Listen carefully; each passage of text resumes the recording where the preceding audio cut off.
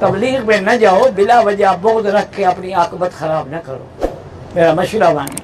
آپ کو چڑ ہے نہ جائے، کوئی زبردستی تو نہیں ہے نا، لیکن تبلیغ انبیاء کا کام ہے۔ تمام انبیاء کیوں آئے؟ تبلیغ کے لیے۔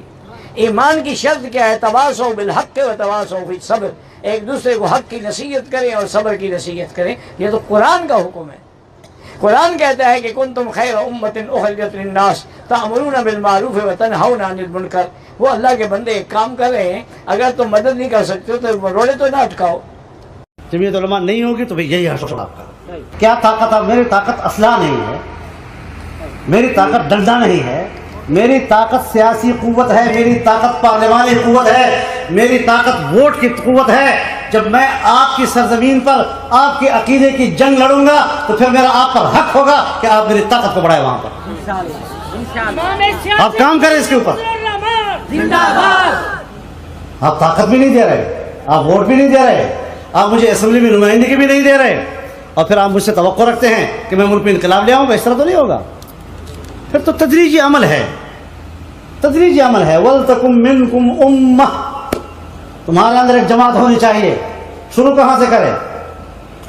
يَدْعُونَ إِلَى الْخَيْرِ، شروع دعوت سے کریں۔ منتہا کیا ہو؟ يَأْمُرُونَ بِالْمَعْرُوفِ وَيَنْهَوْنَ عَنِ الْمُنْكَرِ۔ یہ امر بالمعروف اور نہی عن المنکر بھی ہم نے ایک ایسا عاجزانہ گفتگو بنا دیا اس کو۔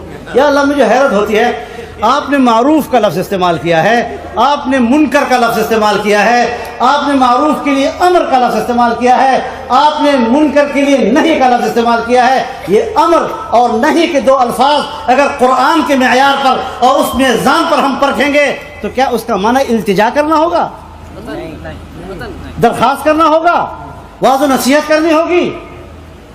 پھر امر کا معنی امر ہے، اور امر کے برابر کی آپ کے پاس طاقت بھی ہونی چاہیے، ورنہ امر بالمعروف کی بات مت کیا کرو، پھر دعوت الخیر کی بات کرو، بس صرف پھر دعوت کے مرحلے میں ساری زندگی گزارو، آگے مت بڑھو کہ آپ امر بالمعروف کے بھی قابل ہو جائیں اور نہی عن المنکر کے بھی قابل ہو جائیں۔ پھر وہ طاقت استعمال کرنی ہے، تو اس طاقت پہ آنا ہوگا۔ من رأى منکم منکرا فلیغیرہ بیدہ، تو یدہ کی طاقت تو ہو آپ کے اندر۔ وَإِن لَّمْ يَسْتَطِعْ فَبِلِسَانِهِ، یہ ہے دعوت کا مرحلہ۔ اور آخری مرحلہ دل سے برا ماننا، جاؤ باہر سے ادھر سائڈ میں بیٹھ جاؤ، بس دل سے برا مان رہے ہو، مشکل سے ایمان بچا رہے ہو۔ تو بنیاد آپ کی بڑھتی ہے دعوت سے، اور دعوت کے اصول آپ کو شریعت اللہ نے خود بتلا دیے کہ ادع الی سبیل ربک بالحکمہ والموعظۃ الحسنہ وجادلہم باللتی ہی احسن۔